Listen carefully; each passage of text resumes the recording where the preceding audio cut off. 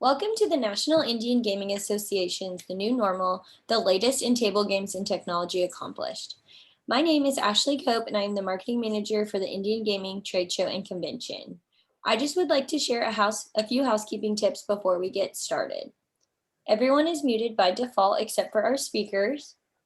If you have any questions during the presentation, please type them into the question or chat box and they will be brought up at the end. And this session will also be recorded and available on our website.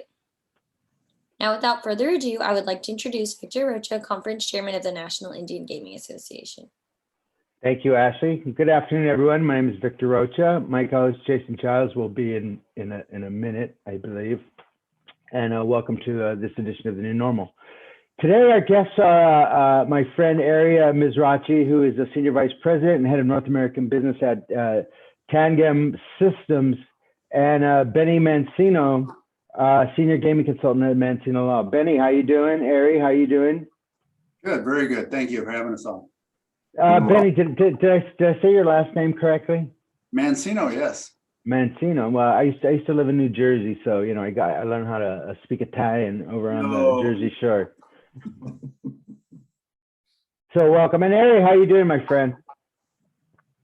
Sorry, guys. Our internet is pretty poor right now, so we're getting it fixed Friday. So sorry if I jump in and out again. I had to make the same apology last week, but thank you for joining, and good to see you, Ari. I hope you're feeling good, feeling okay. Okay, great. So, and I can't hear Ari. Are you there, buddy? Yeah, I'm here. I'm Yeah, okay. there you are. Yeah, thanks for asking, Jason. I'm doing well. Okay. Right.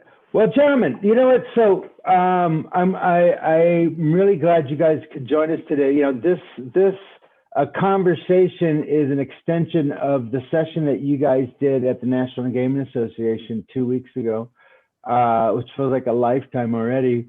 But I really appreciate that you both did decide to join us. Now, as Ari knows, I find this particular subject really fascinating, especially table games, electronic table games, and its integration in the casino, the future of the industry. And you know, during the pandemic, you know, one of the bright sides of the pandemic has been table games, electronic table games. There's been a lot of talk about it, and there's been I think a lot of people are looking at them as the future of the industry. Ari, would you say that's a fair analysis? Yeah, I mean, I think you know, as we talked in the panel, you know, table games had such a great momentum prior to COVID. The early folks that came out in early 2020 when casinos reopened was that younger generation. So, you know, table games has been great ever since. Obviously, we'll discuss some of the, you know, operational constraints that table games had that slots didn't, in a sense, some hiring issues that our industry is still plagued with. But, you know, I think table games is going to continue to grow, and the technology that kind of has a lot of momentum behind it has actually accelerated because of the pandemic. You know, you brought up really something really interesting right there, which was about the employment crisis. And do you think this is pushing the industry more towards workerless tables, you know, more electronic tables and stuff like that?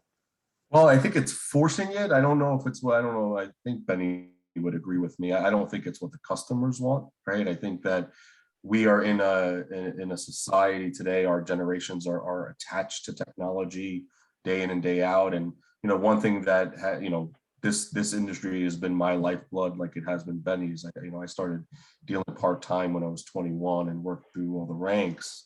The reason why people go to a casino is to have some of that social interactions when you play table games, right? You could argue that people play slots to kind of be by themselves, but I think the reason why people come, and especially the reason why the young folks play table games, is because they're on their phone all day long, and they get a chance to talk to folks and see folks. And you know, I don't think that's what the customers want. I think it's kind of what's been forced upon. But with that said, there's been a lot of new advancements in technology because of it's been forced during the pandemic. So I think there's different segments of customers, right? There's customers that are social, there's customers that are antisocial, and those social customers will continue to want to get, get the experience back from a dealer. I don't think we'll ever lose that segment, or at least I hope we don't. Bennie, what's your take? Well, it's pretty similar to Ari's. People are, my opinion is people are so connected to their devices and, the digital world, that when they go out for entertainment, they're just tired of that. They want some social interaction, and table games is on an unbelievable role. As I stated during the session out there, National Harbor was outperforming slots with tables in DC. So it was definitely a trend towards more tables. The biggest problem we faced, and even before pre-pandemic, was this labor shortage. Table games is not the cool job of the year 2021. It's just not. When I grew up, it was, and came into the business. You had to fight to get a job. There were so many people wanted to be a dealer. It was so cool to be a dealer. Now you want to be a bottle service, or you want to do this, or you want to do that. Table games has lost a lot of momentum. I remember walking into Mirage for shortly a few years after they opened, and I thought I was a pretty handy craps dealer, and had 3 or 4 years under my belt dealing craps. And I walked in there, and the guy said, "Well, we can't give you an audition." I'm like, "What are you talking about?" He says, "If you ain't got 10 years of dealing, we're not going to waste our time." Now if you're breathing and walk through that door at the Mirage, they will give you an audition on dice. So the world has really, really changed in that regard. And that's what's driving the bus on this hybrid. I'm not going to say electronic table games is an electronic table game with no human being. A hybrid electronic table games is somebody where I'm dealing the game, but I'm dealing to 60, 70, 80. When you get to Macau, Ari, you've been there. I don't know how many units is it? Is it 300 units? One person is doing it. So so it's a lot easier to hire one than 300, right? So I think it's fortunate. Plus the ETG hybrids gives us a lot of opportunities as operators to, heck, you put 50 side bets on an ETG. There's no dealer alive that could handle 50 side bets in a single round and not take 25, 30, 40 minutes to make a payoff, right?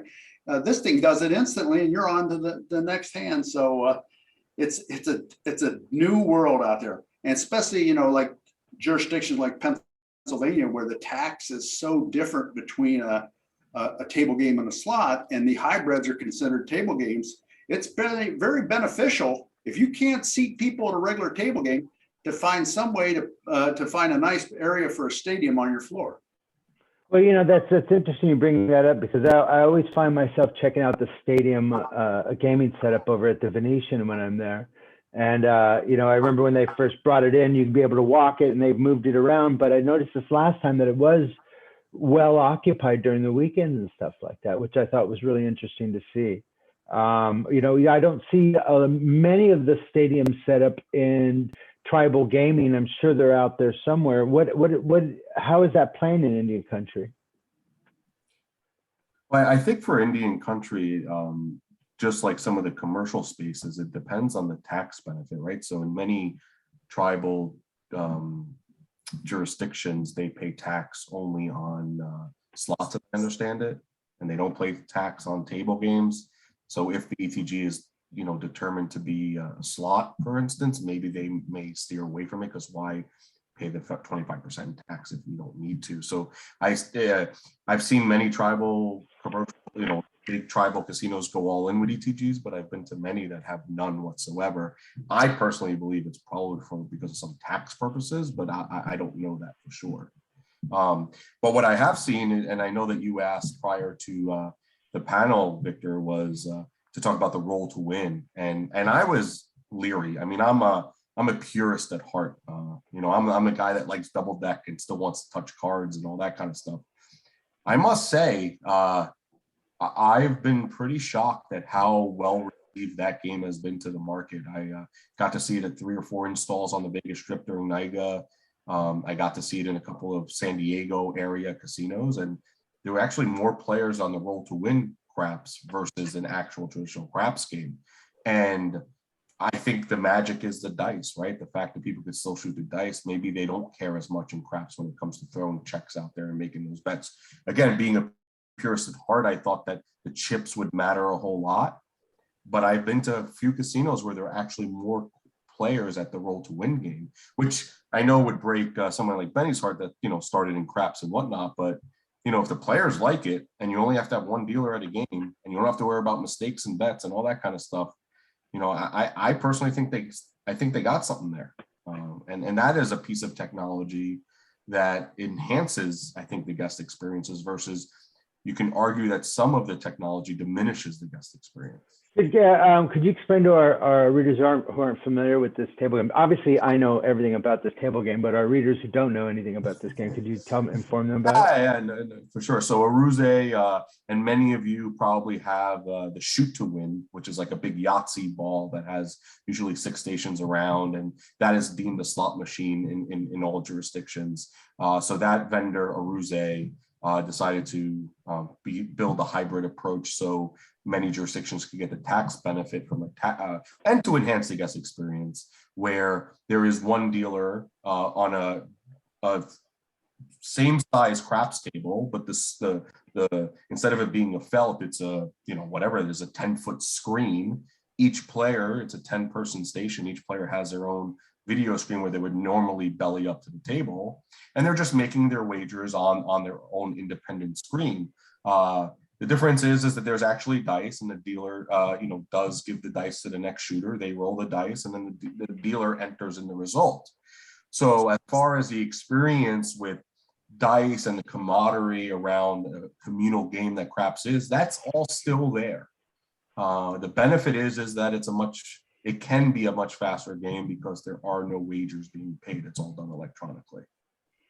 Yeah, you know, I kind of kick myself in the butt for actually not making the effort to go out and see those games, because, as you know, I am fascinated by them, and I have seen the videos and stuff like that. And it does go back to the question of, you know, how the industry is doing to the pandemic. Was that you, Jason? Well, yeah, I want to hear Benny's take on particularly that craps game, and I'll come at it. I have a lot of opinions on it because I did get around and I spent a lot of time on them. And in a way, Ari, to your point, some of the casinos, like when you have $15 and $25 table limits at 3 p.m, and it's $10 on the electronic craps table, they're pushing a lot of people towards there. Someone one day will have to explain the math of, you know, having all $25 craps tables like it was at Caesars on a Tuesday night, and they're mostly empty. Versus just having a lower limit table that's packed and everyone yelling and screaming. But Benny, what do you make of that? And I can't get out of my head, as much as I didn't like it as a consumer. It's got to be the wave of the future, because, like you said, if anyone's breathing, that stick man, all he has to do is grab the dice and put it to the next person. Anyone can do that. It's a graveyard dream come true. I mean, you know, it's so hard to get staff anyway.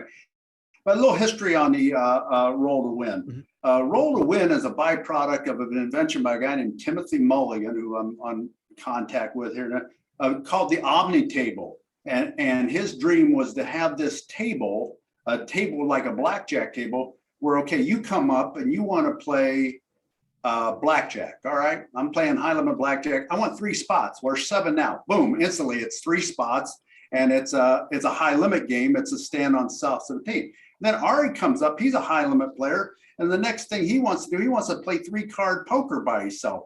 And boom! You hit this screen, and it changes and becomes that. So that's where and Aruze took that product, and a few years ago they actually displayed the Omni table and Roll to Win side by side. But they were having a nightmare with Roll to Win, because all you heard was this clunk, crack, every time the dice hit the layout, which, if you know anything about dice, it really isn't good for them to hit a hard rock surface and chip or break the dice, which could possibly cause a bias. But somehow, like a year or so later, they come up with this weird, kinky film. and you can see right through it. And normal person won't really realize that that's not just glass there, that there's this really slight film which prevents the dice from getting beat up. And so roll to win's got its opportunities. And like you said, you know, a lot of times it's going to have to be priced a little lower to begin with to get people interested into it. And, you know, I could talk all day about why this game's $25 and why this game's 10 and you're drawing it. You know, I think that comes a lot to management philosophies and somebody actually being out there on the floor managing. You know, there's times when you got, like in our world of you know, controlling yielding. You know, there's times where you got $50 players out there and you need to yield up to 25 to get to 50 so you can get more of the 50s in. There's some times when all you have is $25 players and you need to open up more $25 games. What you're saying there, it seems like there was no $25 players in the house.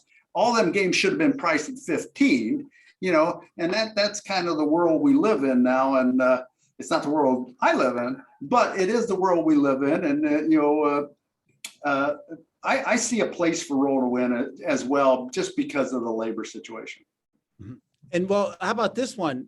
At least at Caesar's Night on Tuesday, Caesar's Palace, we were on $15 table. It was a really hot table. They increased the odds to 25.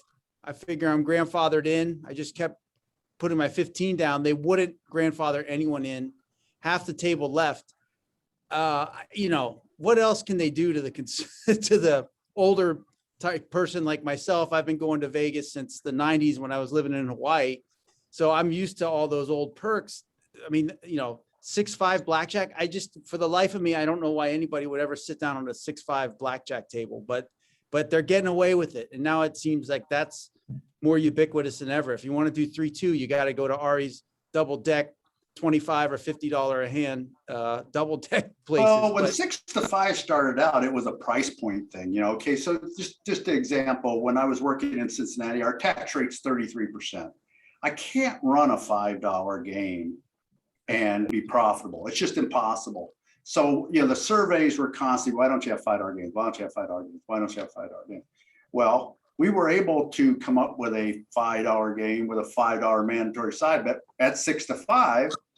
It filled the need. People just wanted to play. They didn't care if they had a real shot. They wanted some action. They wanted to have, and I satisfied that need. But it's went way beyond that, especially in Las Vegas. And at $25 6-5 games that, and like you said, a lot of them just stand empty. And especially when you got a labor shortage and you got a bunch of dealers standing around looking at each other and they're like, whoa, wait a minute, we're not making no tokes. And now we're splitting it up all these ways. It doesn't make the situation, it just sets a fuel to the fire that's already burning, you know. But 6-5 has its place. You know, it may not have it in this jurisdiction or that jurisdiction, but as a price point, it definitely has its place. And, you know, like you said, a serious gambler, they can always find the right game. What baffles me and blows my mind is when I go to a place and I see a $25 6-5 sitting right next to a $25 3-2. And I'm like, well, wait a minute. We're trying to force a guy over to the better game. You know, I don't know. Ari, what, I mean, and Benny, you too, what is this? I feel like there's a certain effect on the employees. Like now the pit boss doesn't have any, you know, he can't make his own call on who's grandfathered in or who's not. You know, a lot of the folks working there now have lost a lot of discretion. I mean, can they even give out free dinners anymore? I mean, what? Well, there again, you're talking, it depends on each individual property and what they're, you know, you got people who are so paranoid about power of the pen that, you know, you got to almost get all the way up to Joe Biden to get a comp. Yeah. You know, that's just the way it is. And but the key is if you got somebody that's got a good grasp of the math, right? Okay, this player is worth this. I'm going to give them back that. Then you're fine. But there, you know, that there's not a lot of that now. We've grown saturated so fast. You know, I never forget. You know, when I moved to Las Vegas, you know, I think I was there almost 30 years ago. You know, there wasn't that many casinos.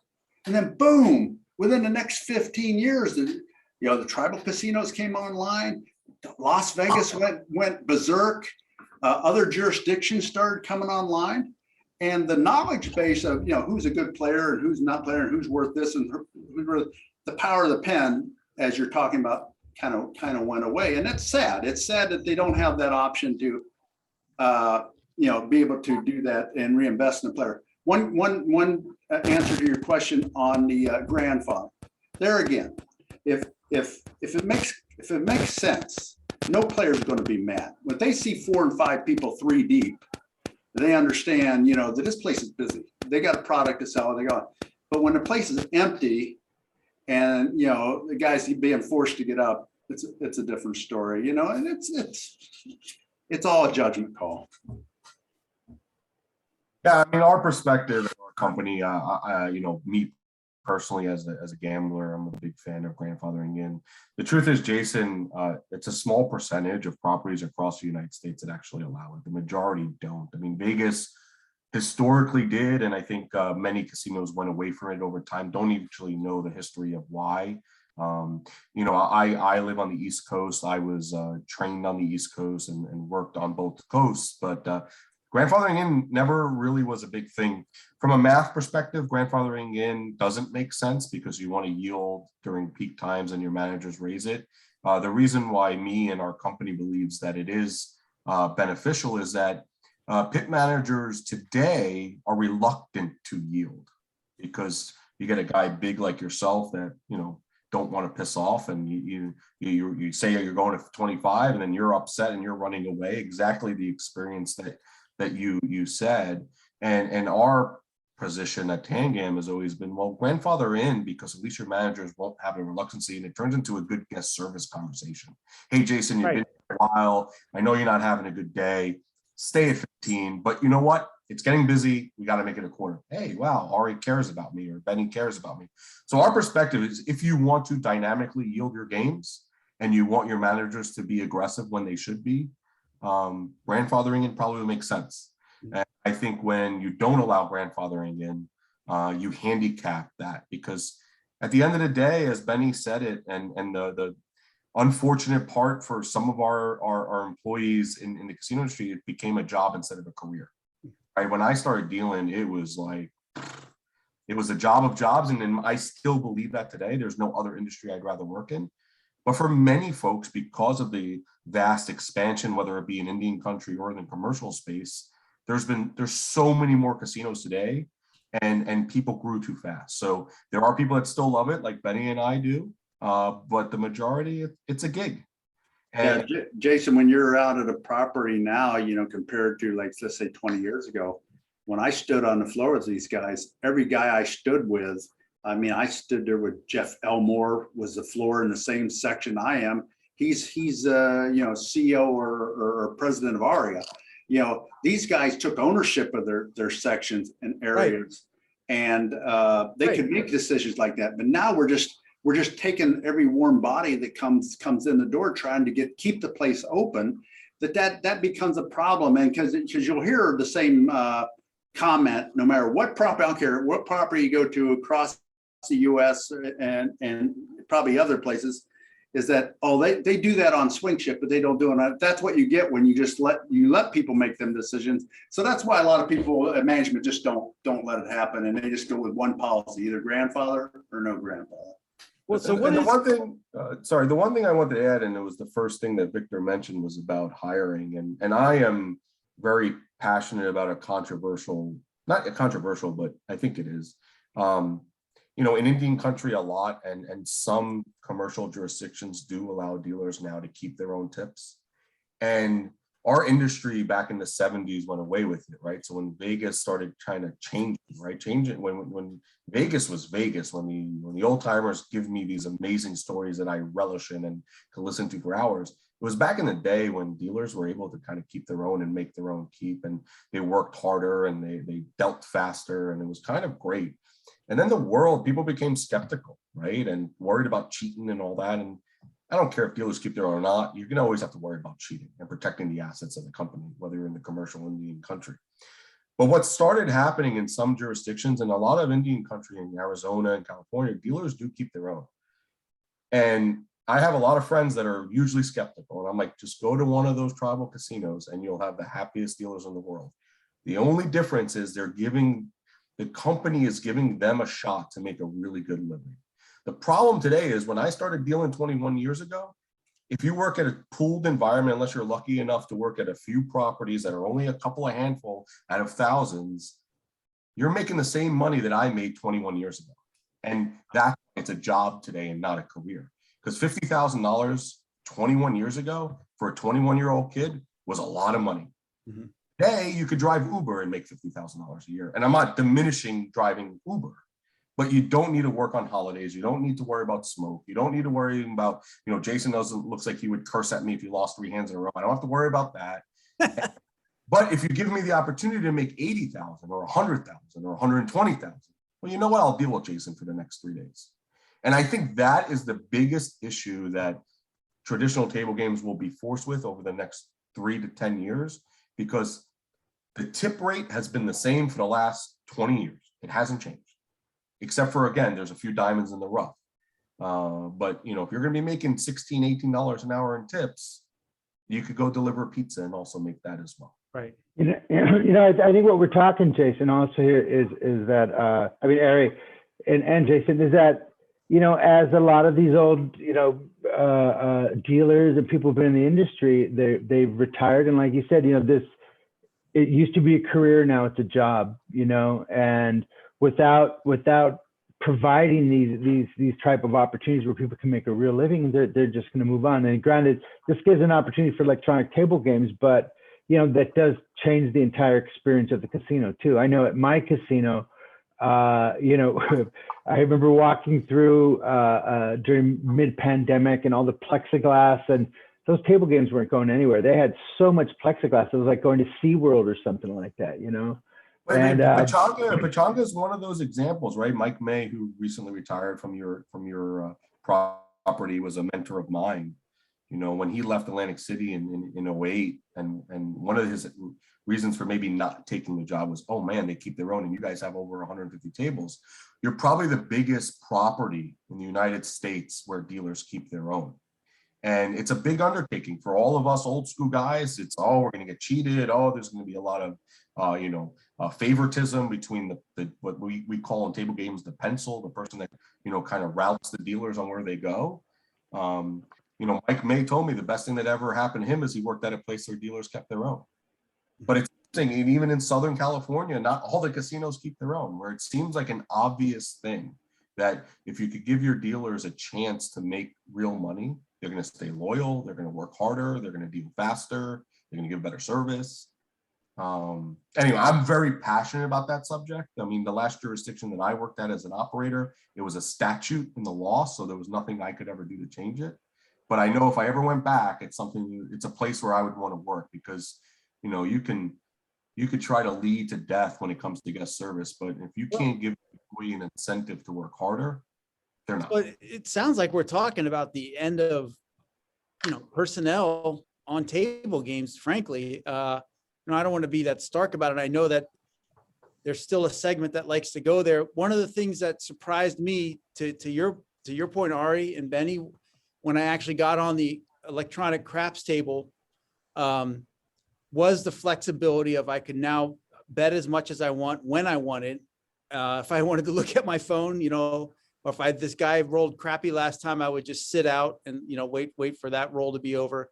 I didn't feel as much pressure to be involved in the action as if I'm standing there and I know a dealer's taking care of me and putting my money down or different bets. So the game kind of slowed down for me. The countdown timer is also a nice little reminder, when it starts counting down, so you don't miss anything. But, because there's been times where I forgot to put my odds behind the pass line bet, because I was distracted or whatever. But you're taking all the discretion out of pit bosses. Like you said, Ben, you just hire anyone who can breathe now, and you don't really need to know the math as much. I don't understand how electronic table games aren't the future here, and I don't know if I'm happy about it, but there were positive aspects to it. Same with your example of going to like a electronic blackjack table. Maybe I don't want to bet 15 bucks a hand, or maybe I'll just bet more when I make a little money, stuff like that. Well, it's goes back to the history, like digital reels. You know, all we see in these casinos right now are digital reels. I mean, it's crazy, right? So this ain't like something new. And you know, and we talk about new technology. Some of this technology, like I talk about the Omni table. That's 15 years ago he started that thing. But digital reels comes out, nobody would touch them. They wouldn't even go near these things. They went away, and now that's all you see out there is digital reel. Well, why? Because life changed, right? We all got connected to our smartphones, and we started getting used to playing games on our phones and games in the house. And now that became acceptable. And it became what the newer generations were looking for. And the same thing's probably going to happen here with the ETGs. I mean, listen, SG had the I blackjack out. Ari, I got to think it's 15 years, maybe longer. And we had them when we opened the parks, we had them in 2010. And I blackjack is a digital screen. You give the dealer their money. He gives you your amount on your station, and you play there. Real cards you get when you leave. They give you real chips to take with you. But you know that thing crashed and burned so fast. You couldn't give a seat away at I blackjack when you first. I mean, maybe when you first opened the doors, because it was just a big thing. But how fast was it out of there, Ari? Less than 6 months, they were all gone. But now you got IB, and they've got their stadiums with the exact same thing. There's no absolute difference to it, except the dealer don't give you chips when you leave, and it's kicking. It's kicking. So, you know, life changes, Jason. And I think this is just part of life. I don't think we'll ever see, at least in the next 2 generations, a total extinction of table games and people interaction. But Ari brings up a great point. Going for your own, better tip rates, you know, to where you've got skin in the game. You know, I was one of the first guys who ever put a dealer envy side bet on a game. And I'm talking about changing the attitude of the whole dealer body in one swoop. It was amazing. So every time this bet was, every time the player got paid, they got something. They got him. So now, you know, they got skin in the game. And the next time the guy hits a straight and he says, oh man, you didn't have nothing on it. Just think you would have got paid. And the reason he's selling that this time is because he gets paid the next time if the guy bets it. So it's going to be out of the box thinking like that. A little bit more of going for your own tokes, because going for your own tokes, we think back to our earlier conversation of this casino and all these dead games, it doesn't matter to a dealer when you know what, if he's dead, I'm going to say, hey, I got a seat for 2 right here, and I'm going to bring them people in and make them sit at my table, and I'm going to make my money. I don't care what Joe next to me does. So that's it. That's the new world we live in, the new norm, as your podcast is. Well, you know, Jason, that's I think some things will never change. So I think even though it's electronic, I think that there's still creates that social environment. You know, it just makes it a lot easier for the casinos to sell it, but it still has, you know, my favorite memory of my last time in Atlantic City was walking on the floor at 2 a.m. and, you know, the slot machines are quiet, it's crickets, and the table games where people are still screaming like lunatics, you know. And so that always creates that excitement on the floor, which I know it's very important for the industry. Gentlemen, I have a question. So, you know, with the pandemic, we had a lot of changes. Then we had the recovery, the great recovery of the summer of 2021. And now we're going into the fall. We're looking at the variants. We're looking at infections. Are we, what do we, are we prepared for this new cycle with table games? Do you think the industry is prepared for it again? Well, I mean, I think yes. You know, I don't think we're going to go back to what we've had, and that's just my personal belief. I have no insight. I don't think plexi will come back. I don't think social distancing requirements will come back. I think masking will probably come back, as we saw on July 30th, Nevada, you know, require that employees and customers wear masks. I don't believe we'll go any steps further than that. I think we'll probably follow the UK model, right? They've decided at this point that, get vaccinated or don't, but it's up to you. And then the UK has kind of promised that they're never going to go backwards. As you probably saw this morning or last night, New York has mandated in the next couple of weeks, you might need to have a vaccine pass. I don't see that happening in entertainment markets like Vegas. I think that's going to be a tough thing for them to implement in places like Nevada. Maybe potentially in Indian country, when you're a single casino, you have to worry about yourself. Like you don't have to worry about the whole state or city doing the same thing. But I don't think the social distancing requirements, which I think and Bennie lived through in Ohio, the cleaning of the chips, the plexiglass, the 4 dealers at one table to make things right. It was very inefficient for many casinos. It was extremely unprofitable. My opinion is, masks will probably come back, but I hope and I don't think anything more than that will happen. But that's just my.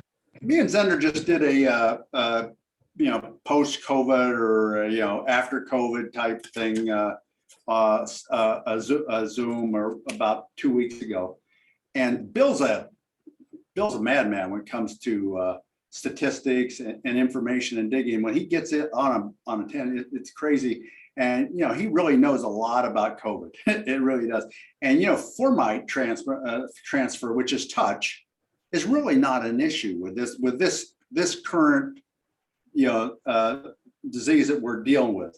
So I don't think a lot of the touch thing and the spraying of the chips and all that will come back.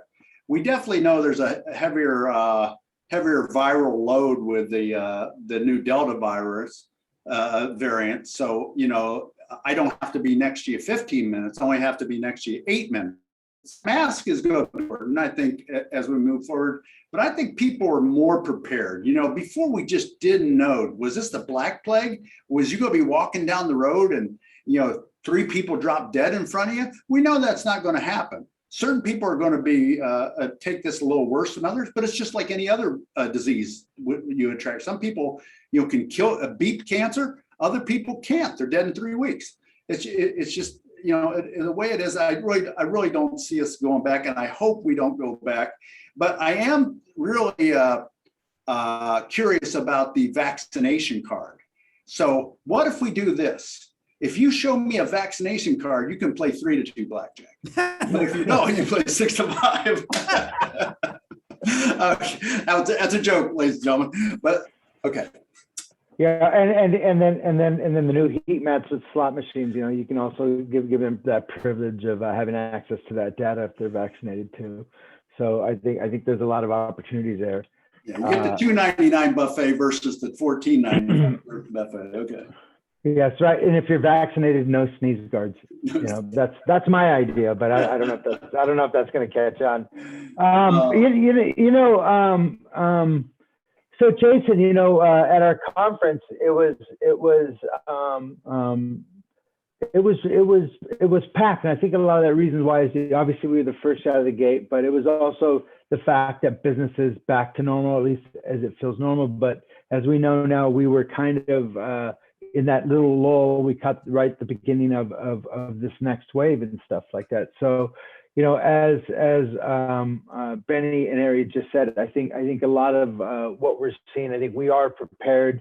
We know what's ahead of us, and I think you're starting to see a kind of a different mindset, which is that people are starting to take more personal responsibility, wearing your mask, taking care of yourself, making sure that you're protecting yourself and your family when you go out.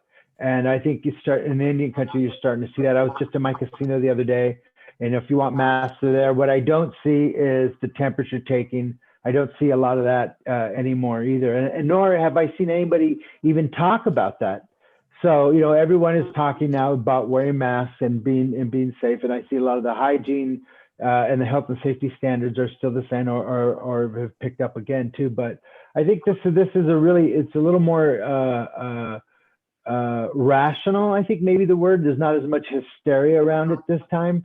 I think people are just saying, okay, this is what we have to do. We've been through this before. And so I think that's one of the real big differences that I'm seeing right now. What do you think, Gary?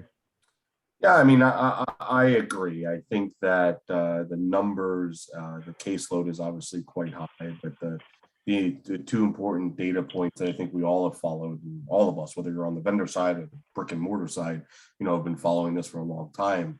I use UK as an example because I think they're in a similar boat as the US on how we've handled the pandemic. And they had a second significant spike in cases, but hospitalizations and deaths did not follow.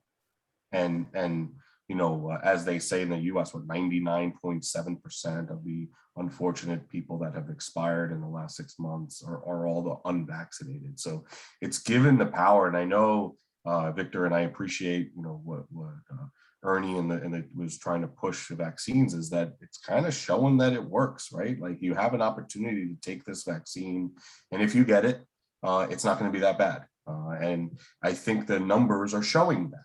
So I would be very sad if we went backwards to the old lockdowns, because everything here is showing that if you are willing to get vaccinated, you're going to be okay. And if you're not, it's your own choice. I think that masks make sense in certain hotspots, but other than that, I don't know if we should ever go back at this point, because we have the tool, which is a vaccine, to protect yourself. Right. And well, you know what? Listen, man. When I go out, when I was in Vegas, I wore my mask outside my room, in the monorail, in the restaurants, when I wasn't eating and stuff like that. So I think that there's a big push in the industry right now, and everything I'm seeing in my role in Pachanga.net is that masks are starting to come back. You're seeing more mandatory. You're seeing it in Iowa. You're starting to see it in Mississippi, and obviously in Vegas, and a lot of the tribes are right on the cusp of doing it also. And I'll be in Oklahoma in a couple weeks. Ari, I believe I'll see you there. Hopefully I'll see you there also, Bennie, at the Oklahoma Indian Gaming Association. And you'll recognize me because I'll be wearing my mask. So Nice. very, very easy. So what do you think, Jason? Yeah, I mean, Victor, it's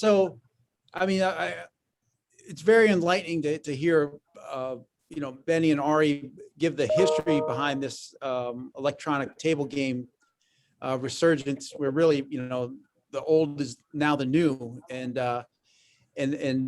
But I do worry about where all this is going, because, again, if the casino experience really is a social atmosphere, it seems like we're trending in the other direction, in towards of just a more solitary gaming experience. And I got to be honest, that craps table was not as bad as I thought, and I actually ended up liking it better a little bit, because you're just not, especially in a pandemic time, I'm not, I don't have a guy on my chest and a guy on my back, and we're reaching all over each other for chips and stuff. I mean, but what about chips? I mean, are chips going to go away soon at the casino? You don't think? I mean, no, I think there's a segments of the business, right? So you might fit in a segment that's either kind of on the cusp of either way is okay. Mm-hmm. But the money that is truly made in table games, right? The breadth of the money is not made by the fringe retail customer that comes in with $150 that's looking for the social experience once a year. Avid player, there's a relationship between them and touching the chips. There's a relationship between them and touching the cards. There's a relationship. There's an expectation of the service that they're going to get from the dealer, and the interactions that they're going to get. I don't think that will ever change. Those customers, I visited many of the panels at NIGA, just because I'm a geek when it comes to this industry, and I'll never stop that. And somebody said, well, just like Tito, maybe cashless gaming will happen, right? To rip the Band-Aid off. And I said, absolutely not. I made the comment, being just in the audience, was, the thing with from coins and slots to a Tito ticket is, there's a good proportion, depending on which jurisdiction you're in, 30-40% of your business is unknown. Now, some operators are like, well, I don't like that. Well, those are usually your most profitable customers. The ones you don't know are the ones you don't reinvest in, but they keep on coming back. Those players are unknown for their reasons, right? Whether they just don't want to give their information, they don't want, God forbid, their spouse to know that they're gambling, or whatever the case may be. I don't believe casinos could ever go cashless, because in order to go cashless, which is another form of new technology, Jason Giles, if I'm saying it right, can't be unknown. You have to give all your information in order to gamble now. I believe that is a huge non-starter. So like with the traditional table games players, that's going to be their expectations. If they're going to just go and play an ETG, they might as well just play online, because it's the same experience. It's an anti-social experience. Ari, I noticed that the ATMs in Vegas, you could pull out cash by cashing in Bitcoin. Like they had a Bitcoin option. If you wanted to sell some of your Bitcoin and get cash. I mean, I don't know. I mean, what's that saying? Yeah, I mean, I don't know either. If you can cash out your Bitcoin now as fast as you can, but right. Wow. Me and Ari disagree a little bit on this. Not totally. I understand his philosophy on the unknown player, but I do think there's going to be a possibility where cash transactions at the table go away. Not necessarily in the business. Let's say you go to a machine, you put your cash in there, you get a card, and now you take your card over to the table and use it to get chips, where all that goes away, because that's going to solve a lot of labor issues down the line. You can get rid of the count team. That was a huge problem throughout this industry. That's really kind of been kept. But these rooms are small, and they're not COVID friendly. And staffing them has been like impossible. Why would you work in an account room for $12.50 when Joe's going to give you, X amount of dollars to stay home? It just don't, and your landlord ain't even going to ask you for your rent. So you're golden, right? You're golden and from that aspect. So I do think, and the same way money is handled, where when you go cash out, you trigger a certain level at Title 31, these cards would be the same way, and they would be circumvented the same way Title 31 is circumvented in certain areas. But ultimately, getting rid of the cash at the tables and the slots really makes a lot of sense. Will it happen in my lifetime? Well, I hope so. I hope I live to be 200. But anyway, we'll see. I think the big changing thing will be when in the next James Bond film, when he's standing at the electronic table game and the girl comes and blows on his cell phone for good luck. So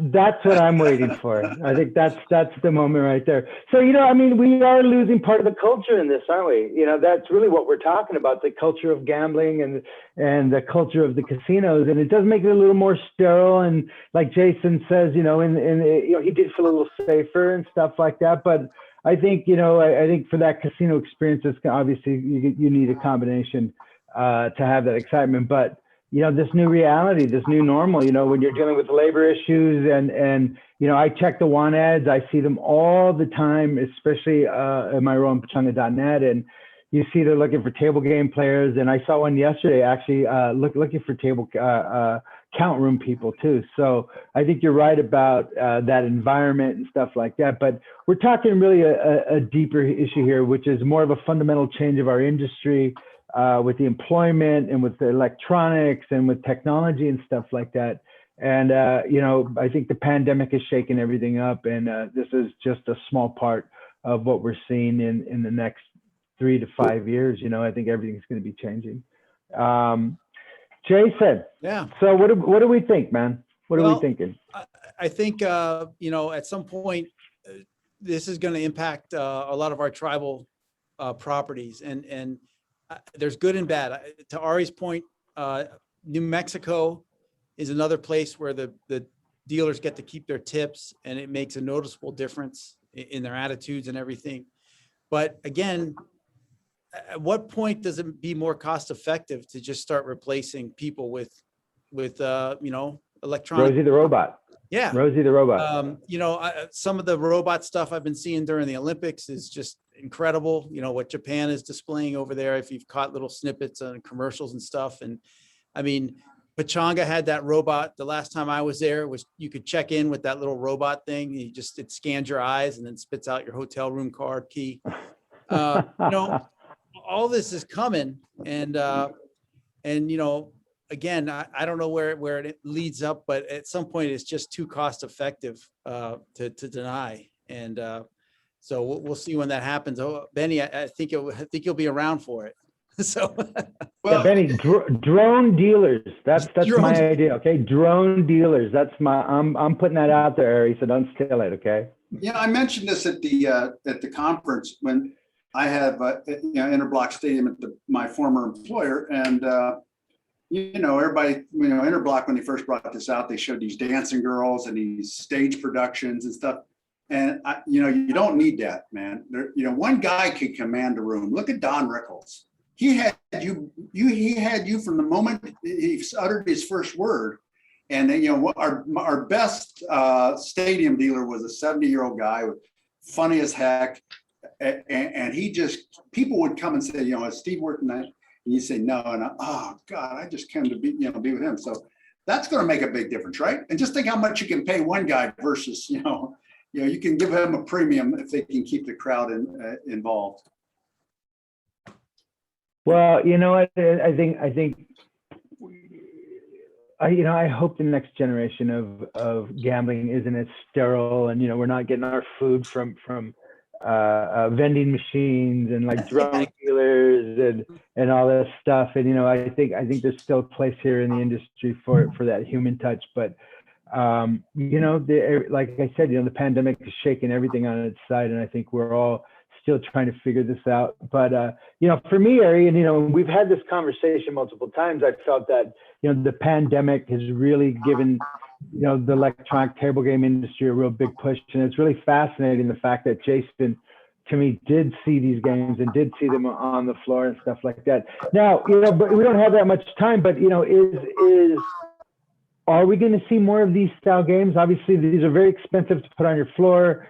The costs are kind of, it kind of breaks even, I guess. I'm really not sure what the costs are there, but with employment and stuff like that. But I'm sure like in the next generation, and once people see that this is a trend, we should see more of this in the next couple of years, don't you think? I think that, and to all my vendor friends, and I'm friends with all, I still think the experience has to get better. I think that Aruze did a good job with Roll to Win. Personally, the blackjack experience and all ETGs are relatively the same. I think it's pretty poor, only because any multi-decision game doesn't do well electronically, right? When me and Victor could play the same hand of blackjack, but Victor's a lot smarter than I am, because I like to split, 9 to 7, which you're not supposed to. When we're playing the same hand, but playing it differently, it's going to really, my decision is going to hurt your experience, because the cards are going to now change because of my decision. So where I think the vendors out there that are trying to be successful with multi-decision table games, I don't have a lot of faith in them. I have faith in roulette. I have faith in craps. I have faith in baccarat, because once you make your bet, there's no other changing it. Victor cannot change the way that my hand is played, and I can't change the way that Victor has played.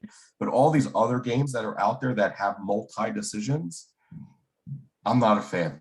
I mean, I've done a lot of studying on iGaming and studio gaming, Evolution Gaming, as you guys probably know of any of the tribal casinos out there that partner or have an iGaming space. Again, Victor could be playing $5,000 a hand. I could be playing at the same $10 table. I could split tens just for the fun of it, and I could really hurt Victor's experience.